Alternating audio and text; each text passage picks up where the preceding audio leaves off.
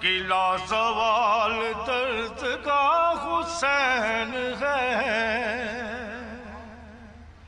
نہ جس کی کوئی مثال ہے نہ جس کی کوئی نظیر ہے، وہ بے مثال شہنشاہ حسین ہے۔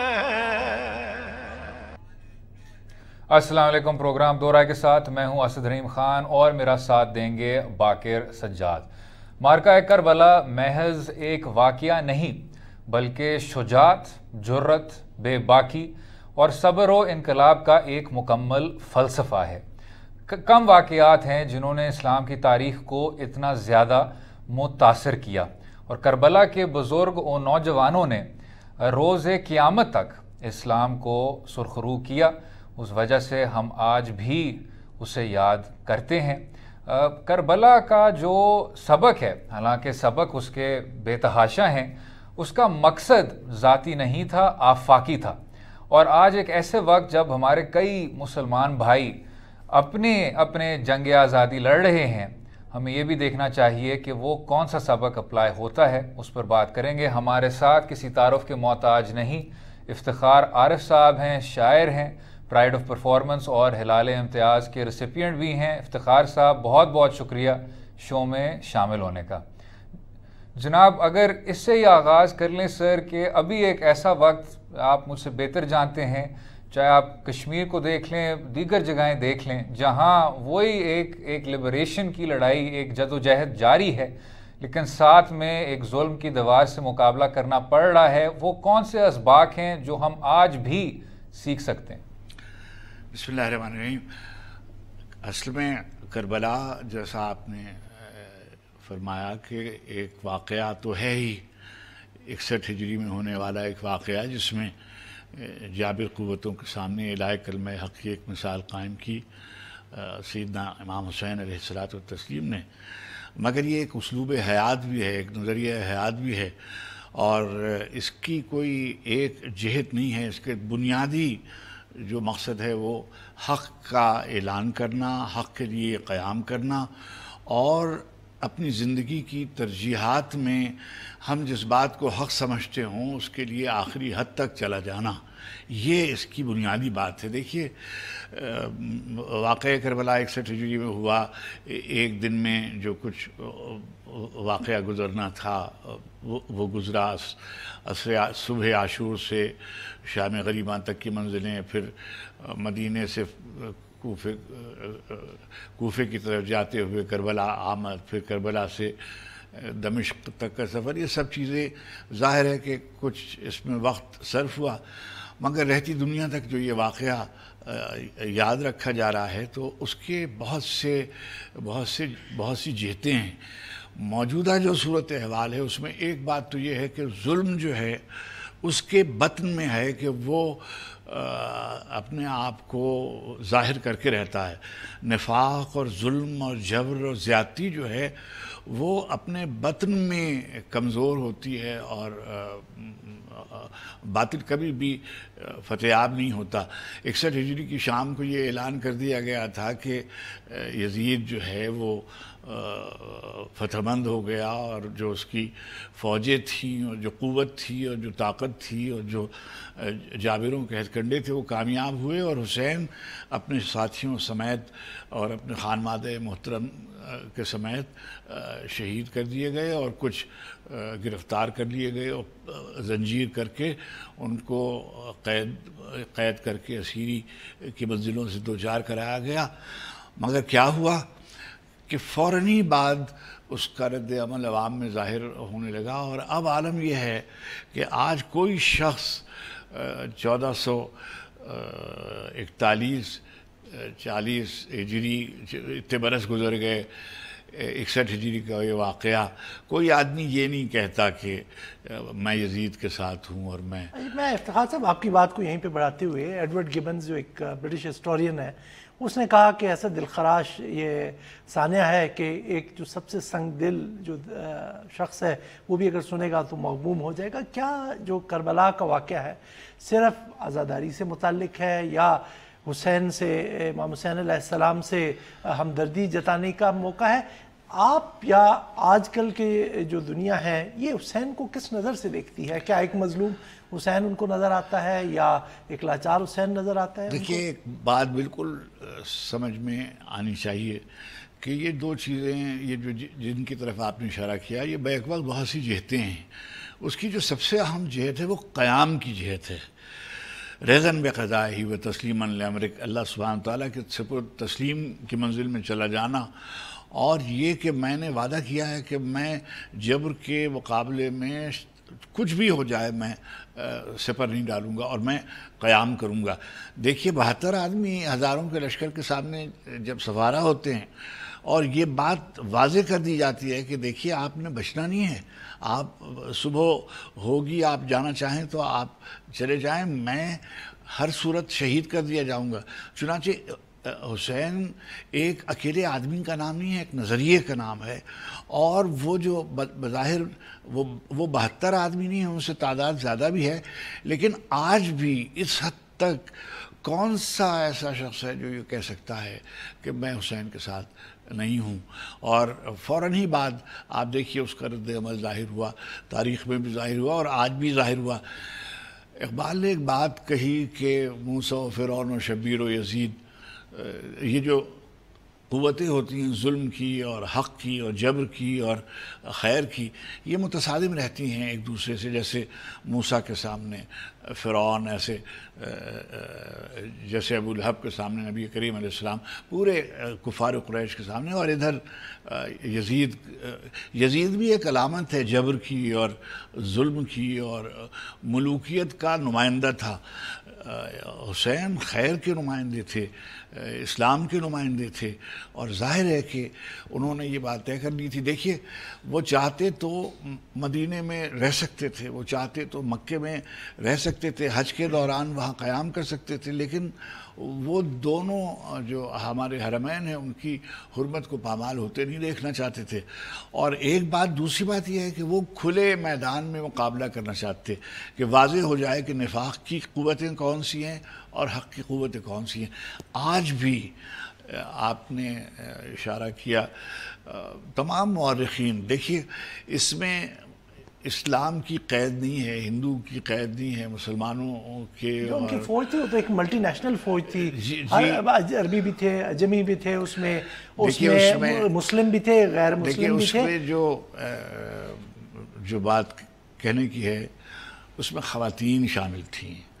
یعنی دو بنیادی کردار جو سمجھ میں آپ کربلا کے میدان پر نظر ڈالیے تو آپ کو رشتوں کی اور انسانی شخصیات کی اتنی جہتیں نظر آتی ہیں. بھائی کو کیسا ہونا چاہیے؟ جناب عباس. بیٹا کیسا ہونا چاہیے؟ جناب علی اکبر. بھتیجے کیسے ہونے چاہیے؟ جناب قاسم. غلام کون ہے؟ جان ہیں. دوست کیسا ہے؟ حبیب ابن مظاہر ہیں، زہیر ابن قین ہیں. جان جیسے بزرگ ہیں، اس میں بچے ہیں، اس میں اون محمد ہیں، اس میں جناب قاسم ہیں، اور اس میں جناب سیدہ زینب سلام اللہ علیہ ہیں، جناب ام لیلہ ہیں، جناب شہربانو ہیں، ام رباب. یہ ساری طرح کے افراد اس میں، رنگ کے، نسل کے، یعنی صرف 18 بنو ہاشم نہیں ہیں، اس میں عجمی بھی ہیں، اس میں غلام بھی ہیں، اس میں بیویاں بھی ہیں. یہ سب کیا ہے؟ یہ اپنے امیر کی اطاعت میں اسلام کی سربلندی کے لیے اور سرفرازی کے لیے سفارہ ہوئے.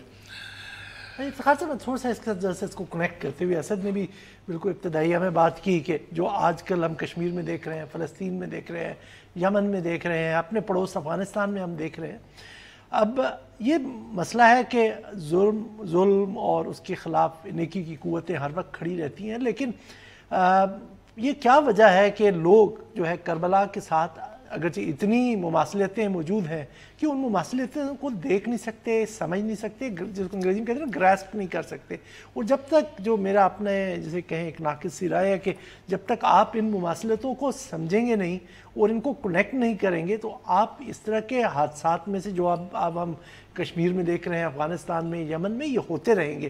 تو کیا وجہ ہے آپ کی نظر؟ کیونکہ آپ نے تو ایک کافی زیادہ جسے کہتے ہیں اس پورے مطلب آپ نے پورے ان چیز کو بھی چیزیں ایوالو ہوتے ہوئے دیکھا. میں عرض کروں کہ جو دنیا کی تاریخ میں بہت سے واقعات ہوتے ہیں اور وہ بڑے بڑے واقعات ہوتے ہیں، بہت سی جنگیں ہوئی ہیں، بہت سے حادثات ہوئے ہیں جس میں بہت لوگ شہید ہوئے ہیں، قتل کیے گئے ہیں، قتل عام ہوئے ہیں، انسانوں کی جانوں کا نقصان ہوا ہے، ابھی آپ کے سامنے جن کا آپ نے تذکرہ کیا.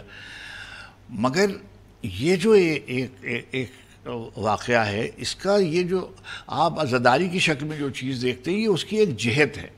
یہ مظلوم سے حمایت کے بہت سے طریقے ہوتے ہیں. فارم جو ہے اس کی روح کو سمجھنے کی ضرورت ہے. مثلا بر صغیر میں عزاداری کی اور صورتیں ہوتی ہیں جو جن کو آپ کہتے ہیں شاعر، ہمارے یہاں عزاداری ہوتی ہے فرش عزا. اس پہ دوبارہ سے میں ان واقعات میں مماثلت بالکل ایک بات یہ دیکھیے کہ جو ظلم کرنے والا ہوتا ہے، جن کو اپنی طاقت پر گھمنڈ ہوتا ہے اور تکبر وہ کرتے ہیں، وہ حق کو پہچاننے کے لیے آمادہ نہیں ہوتے. دیکھیے یعنی ہم بار بار باتیں کرتے ہیں، امام حسین علیہ الصلوۃ والتسلیم نے یزید کے سامنے باقاعدہ، جس کو آپ کہتے ہیں چوائس جس کو کہتے ہیں، ان کو یہ حق حاصل تھا کہ اگر وہ بیعت کر لیتے ظلم کی تو وہ آزاد ہو سکتے تھے، وہ مناصب ان کو میسر آ سکتے تھے، انہیں زندگی کی آسودگی میسر آ سکتی تھی. مگر انہوں نے کہا کہ اچھا ایسا کرتے ہیں، ہم بات کر لیتے ہیں. اس نے ڈائلاگ کو بھی ریفیوز کیا. اس نے کہا اچھا ہم وہاں چلے جاتے ہیں، let us talk about it. اچھا ہم عالم اسلام سے چلے جاتے ہیں. آپ تاریخ میں دیکھتے ہیں کہ انہوں نے یہ کہا کہ مثلا ہم بر صغیر کی طرف یعنی عرب علاقے سے باہر نکل جاتے. اس نے کہا نہیں، بیعت. وہ بھی جانتا تھا کہ ایک ایشو تھا کہ آپ ظلم کی بیعت نہیں کرنی. میں اکیلا آدمی نہیں ہوں، مجھ سے پہلے بہت سے لوگوں نے، اقبال نے مثلا لکھا کہ تا قیامت قطع استبداد کر. قیامت تک کے لیے انہوں نے استبداد اور جبر کی قوتوں کے خلاف ریزسٹنس کی ایک مثال قائم کی. تا قیامت قطع استبداد کر، موج خون او چمن ایجاد کر. وہ جو موج، میں نے اپنی حیثیت میں چھوٹے سے شاعر کے طور پہ میں نے بہت دنوں میں ایک شعر آپ کے والے قضیے کے حوالے سے لکھا تھا. حسین تم نہیں رہے، تمہارا گھر نہیں رہا، مگر تمہارے بعد ظالموں کا ڈر نہیں رہا. انسان جو پاسبلٹیز دیکھتا ہے کہ میرے اندر کتنی جہت ہے. یعنی چلیے حسین خان مادہ نبوت کے فرد تھے، نبی کریم علیہ السلام کی آغوش کے پروردہ تھے، امیر المومنین اور جناب سید السلام اللہ علیہ نے سے ان کو نسبت تھی. مگر وہ جن منزلوں سے گزرے، ان کا منصب، ان کا مرتبہ، ان کی شخصیت، ان کی زندگی کا اسلوب، ان کی حق پرستی، ان سے یہی توقع تھی، یہی امید تھی اور اس پر یقین تھا.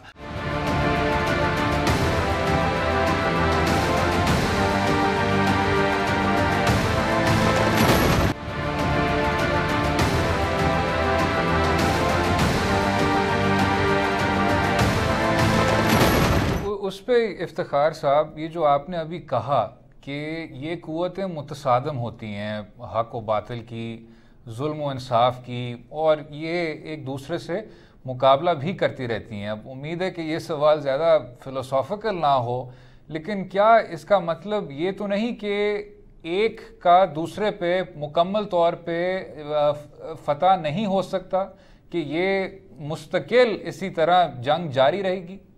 میں سمجھتا ہوں کہ یہ شاید یہ ہر دو قوت، ان دو قوت، یہ جو دونوں قوتیں یہ ہمیشہ ایک دوسرے سے متصادم رہتی ہیں.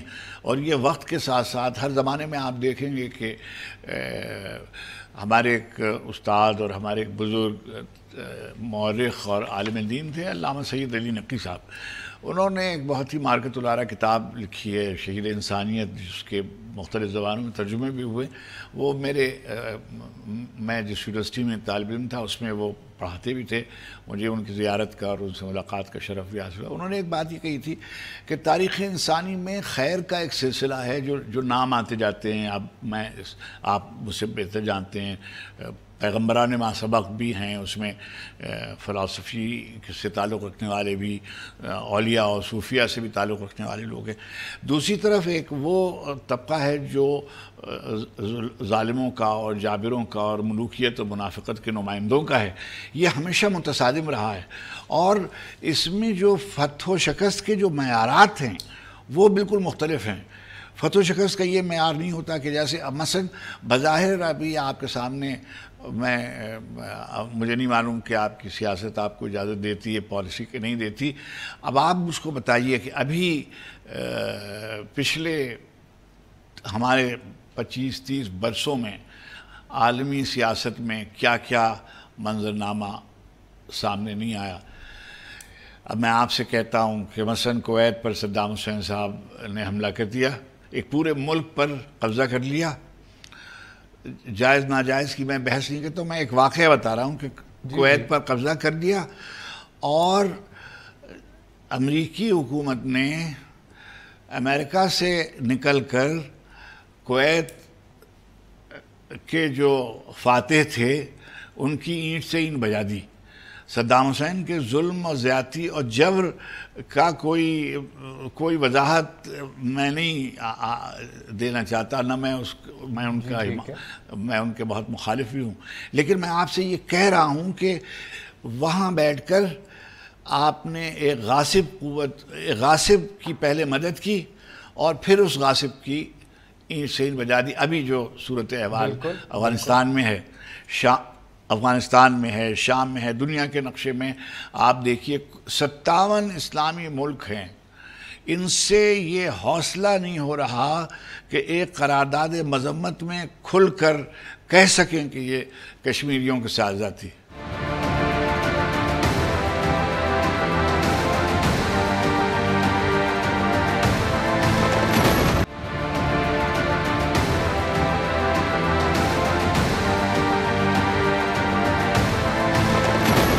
اچھا افتخار صاحب، یہ آپ نے بہت دلچسپ ایک مثال دی، اور اس کے سیاسی گہرائیوں میں نہیں جائیں گے، لیکن بے شک صدام حسین کو بھی اگر اٹھا کے دیکھ لیں تو چاہے ایران عراق کے بیچ جنگ ہو، چاہے عراق اور کویت کے بیچ جنگ ہو، چاہے بعد میں جب آکیوپیشن ہوئی پھر اسی عراق کی 2003 کے بعد، تو تب بھی کوئی مسلمان اکثریت رکھنے والا ملک اس کے شانہ بشانہ نہیں کھڑا ہوا تھا۔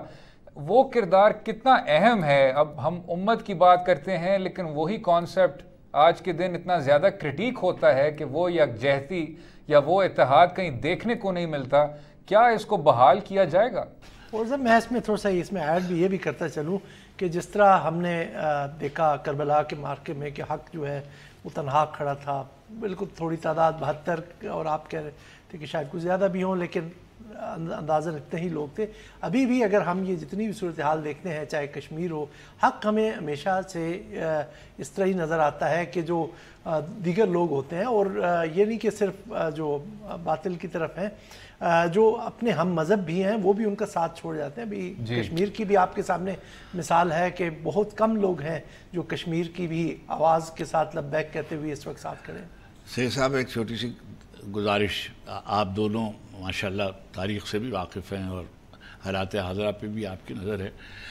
امام حسین علیہ السلام نے جب مدینہ چھوڑا تھا تو مدینہ صحابیوں سے بھرا ہوا تھا، کیسے میں نام نہیں لینا چاہتا ہوں، بالکل مکہ حج کرنے والوں سے بھرا ہوا تھا، لیکن آپ نے اس کو بھی چھوڑا۔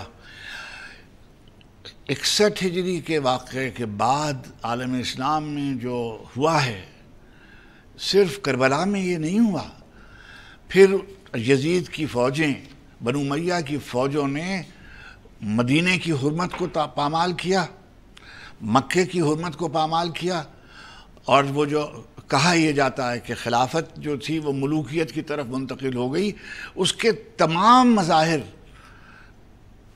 امام حسین علیہ السلام کے جانے کے بعد۔ اور پھر کیا ہوا، ایک دوسری ریزسٹنس کی صورت شروع ہوئی، جس کو آپ کہیے پیسیو ریزسٹنس، جو امام زین العابدین نے اور جناب زینب سلام اللہ علیہ نے یہ جو آپ ڈیمانسٹریشنز دیکھتے ہیں، یہ کیا ہے؟ یہ جو جلوس نکلتے ہیں یہ کیا ہے؟ لوگ پوچھتے تھے کہ بھئی یہ ہوا کیا؟ کربلا سے جو قافلہ کوفے اور دمشق کی طرف گیا تو بیویاں اور جو اس طرف کے لوگ تھے جو حجاز کے نہیں تھے، جو ادھر کے لوگ تھے، وہ پوچھتے تھے، بیویاں پوچھتی تھی، خواتین پوچھتی تھیں کہ یہ آخر ہوا کیا ہے، یہ کون لوگ ہیں یہ؟ جب ان کو بتایا گیا کہ خانوادہ رسالت کی شخصیتیں ہیں اور یہ ان کے ساتھ یہ ہوا ہے، یہ ہوا ہے، یہ ہوا ہے. عالم یہ ہے کہ تاریخوں میں محفوظ ہے یہ بات کہ ظالموں نے اپنے ظلم سے انکار کرنا شروع کیا کہ نہیں، ہم نے تو نہیں کیا تھا، اس نے کیا تھا، اس نے نہیں کیا تھا، اس نے کیا تھا. شفٹنگ بلیم، یہ قصہ شروع ہوا. ہمت نہیں، ظلم کا حوصلہ نہیں ہوتا تھا. ایک چھوٹی سی میں آپ سے عرض کروں کہ یہ جو طاقتیں ہوتی ہیں اپنے مفادات کے لیے، عبید اللہ ابن زیاد رے کی حکومت کا وعدہ اس سے کیا گیا. رے جو آج کا تہران ہے، تہران سے ادھر جہاں حضرت شاہ عبد العظیم علیہ الرحمہ کا روضہ ہے، وہ علاقہ رے کا علاقہ ہے. اب آپ دیکھیے کہ پھر وہ اس کو نہیں ملا. آپ دیکھیے مختار نے خروج کیا اور یہ سارے کے سارے جو قاتلان امام حسین علیہ السلام اور جو شہداء کربلا ہیں ان سے ایک مثال قائم ہوئی. اور وہ جن کو ہم توابین کہتے ہیں، وہ لوگ جنہوں نے ساتھ نہیں دیا تھا، انہوں نے توبہ کی اور انہوں نے ریزسٹ کیا اور وغیرہ وغیرہ. آج بھی آپ ادھر تشریف لے جائیے تو آپ کو اندازہ ہوتا ہے کوئی ایک واقعہ تاریخ عالم میں ایسا نہیں ہے جس پر اتنا لکھا گیا ہو جتنا واقعہ کربلا کے بارے میں. اچھا، یہ آپ نے بڑا امپورٹنٹ پوائنٹ ابھی مینشن کیا، امام حسین علیہ السلام کی مشن سٹیٹمنٹ.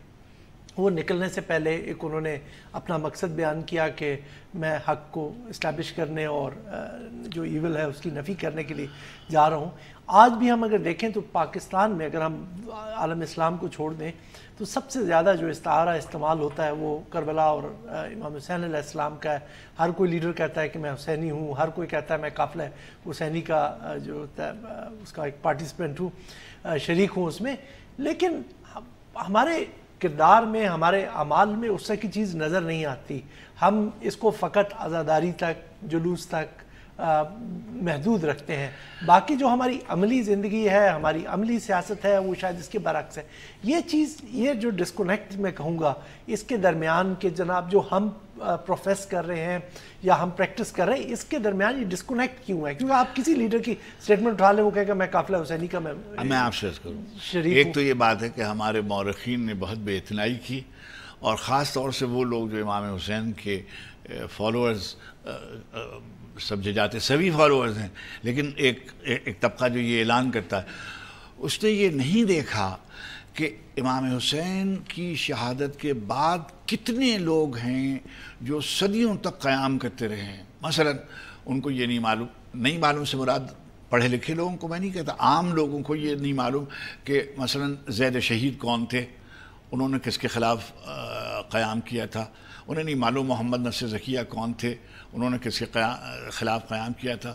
انہیں نہیں معلوم کہ ابراہیم ابن مرضیہ کون تھے، انہوں نے کس. حسنی اور حسینی سادات کا ایک سلسلہ ہے. میں ایک بات کہتا ہوں اور آپ کے توسط سے یہ بات ملت مسلمہ تک پہنچانا چاہتا ہوں کہ پوری تاریخ عالم میں، یعنی تاریخ اسلام میں نہیں، پوری تاریخ عالم میں کوئی ایک ایسا خاندان جس نے حق کے لیے اتنی زندگیاں قربان کی ہوں اور اتنا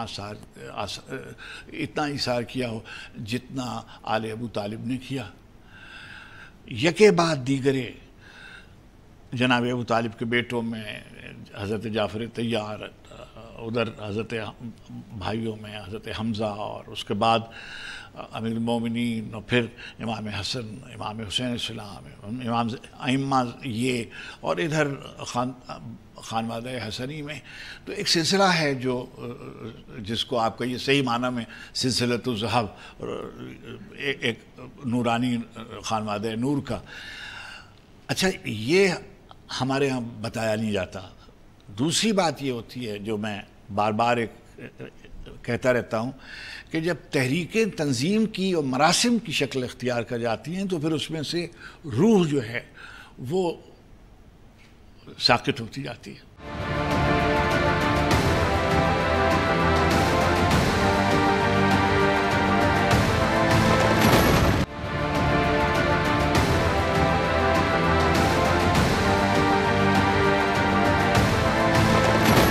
ظلم کے خلاف قیام کرنا، جو آپ کے خلاف یہ ناانصافی ہو رہی ہے اس کے خلاف آواز اٹھانا، یا اپنے دین کے اندر بھی جو تحریفیں ہیں ان کے خلاف احتجاج کرنا، تو آپ کیا سمجھتے کیا ہمارے لائے عمل ہونا چاہیے؟ ابھی آپ نے حج کے دن گزارے، ابھی آپ حج کے اجتماع سے گزرے ہیں، آپ رمی جمرات کرتے ہیں، آپ قربانی کرتے ہیں، آپ صفا و مروہ میں دوڑتے ہیں اور سعی کرتے ہیں، طواف کرتے ہیں، یہ سب کسی نہ کسی واقعے کی یاد دہانی کرا رہے ہوتے ہیں نا۔ ابراہیم علیہ الصلوۃ والتسلیم اور جناب اسماعیل اور جناب ہاجرہ کی سنت کی طرف آپ کا ذہن منتقل ہوتا ہے۔ اگر نہیں منتقل ہوتا ہے تو پھر یہ حج اور یہ قربانی اور یہ طواف اور یہ سعی، یہ سب اس کے کوئی معنی نہیں ہے۔ تو اگر آپ فرض کیجئے فرش اعضا بچھاتے ہیں اور مرثیہ پڑھتے ہیں اور آپ گریہ کرتے ہیں اور زنجی زنی کرتے ہیں اور ماتمداری کرتے ہیں، اور اگر مقصد حسین ہی کو نہیں سمجھتے تو پھر تو آپ نے ان کے ساتھ بھی زیادتی کی۔ تو یہ دیکھنے کی بات ہے کہ روح انقلاب حسینی کیا ہے، روح قیام حسینی کیا ہے، پیغام حسینی، اس کے سمجھنے کی ضرورت ہے۔ اور ظاہر ہے کہ لیکن بار بار میں یہ کہتا ہوں کہ میں طالب علم کے طور پر، سوسیالوجی کے ایک طالب علم کے طور پر کہتا ہوں کہ جو ریچولز ہوتی ہیں ان کا بہت میجر کنٹریبیوشن ہوتا ہے، وہ آپ کے لیے ایک موقع فراہم کرتے ہیں۔ مثلا میں ایک ایسے خانوادے میں پیدا ہوا جو مشترک جہاں قدریں تھیں، میرے والد کسی اور مسلک سے تعلق رکھتے تھے، میری والدہ کا پس منظر کوئی اور تھا، لیکن وہاں پر آپ یقین کیجئے گا کہ شیعہ، سنی، ہندو، عیسائی سارے کے سارے جو ہیں وہ ایام عزا میں مجالس میں تشریف لاتے بلا شبہ جو ہے یہ تو جسے کہتے ہیں یہ محبت جو ہے امام حسین علیہ السلام سے یہ قدر مشترک ہے، اور میرے خیال میں یہ وہ پوائنٹ ہے جس پہ ہم سب لوگ اکٹھے ہو سکتے ہیں۔ جہاں تک آپ نے پہلے بھی ذکر کیا اور میں نے کہا کہ اس کو بعد میں جا کے ہم اس پہ بات کریں گے کہ مرثیہ نے کافی حد تک جو کربلا سے متعلق روایات ہیں یا امام حسین علیہ السلام سے جڑی ہوئی جو تاریخ ہے اس کو عوام میں پھیلانے میں کافی کردار ادا کیا، اور اس کے علاوہ جو پوئٹک سمبلز جو ہیں، استعارے جو استعمال کیے گئے شاعری میں، انہوں نے بھی کافی حد تک اس کو پروموٹ کیا۔ ہم اب چاہیں گے کہ اگر آپ بھی اس پروگرام کے اختتام سے پہلے ہمیں سلام سے یا کوئی اپنی جو نظم سے میں آپ سے عرض کروں، جیسے علامتیں ہیں، جیسے اب دیکھیے علم ہے، فرش اعضا ہے، ذوالجناح ہے، یہ اس طرح کی ایک نسبتی ہے نا، تعزیے ہیں۔ میں اس کی تفصیل میں جانے کا موقع نہیں، لیکن تہذیب عزاداری کے جتنے اجزاء ہیں وہ سب آپ کو منتقل کرتے ہیں، آپ کے ذہن کو اور آپ کی روح کو اس طرف منتقل کرتے ہیں جو واقع کربلا سے منسوب ہے۔ اور اگر فرض کیجئے کہ ہم میں میرا کوئی محبوب ہے، اس کا ذکر ہو اور میرے چہرے کا رنگ نہ بدلے اور میرے اندر کوئی تبدیلی رونما نہ ہو، تو اس کا مطلب یہ ہے کہ میرے اخلاص میں کہیں کوئی نقص ہے۔ اگر آپ یا حسین کہتے ہیں، لبیک یا حسین کہتے ہیں، سلام یا عبداللہ الحسین کہتے ہیں، اور آپ کی زندگی پر اس کے اثرات نظر نہیں آتے، تو آپ کو اپنے اوپر توجہ دینی چاہیے۔ ایک میں نے تعارف سا کچھ نظم کی صورت میں 4-5 مصروں کا ہے اور پھر 4 شعر میں سلام کے۔ تعارف کا میں نے اپنی دانست بھر کچھ شخصیتوں کا ذکر کیا ہے کہ میان خالق و مخلوق خط نور احمد، میان خالق و مخلوق خط نور احمد، محمد خود جسے قرآن کہہ دیں وہ قرآن، میان خالق و مخلوق خط نور احمد، محمد خود جسے قرآن کہہ دیں وہ قرآن، علی وہ جن کے چہرے پر نظر کرنا عبادت، علی وہ جن کے چہرے پر نظر کرنا عبادت، نبی جن کے لیے تعظیم کو اٹھیں وہ زہرا، جوانان جناح کے سید و سردار حسنین، شجاعت صبر کے پیکر میں ڈھل جائے تو زینب، شجاعت صبر کے پیکر میں ڈھل جائے تو زینب، وفا امکان سے آگے نکل جائے تو عباس. اب یہ میں نے اپنے اس میں کسی خاص عقیدے کا تذکرہ نہیں ہے، یہ میں نے احادیث کو اور روایتوں کو نظم کرنے کی ایک کوشش کی. مظہر خوشنودی داور علم عباس کا. مظہر خوشنودی داور علم عباس کا، ایک دن لہرائے گا گھر گھر علم عباس کا.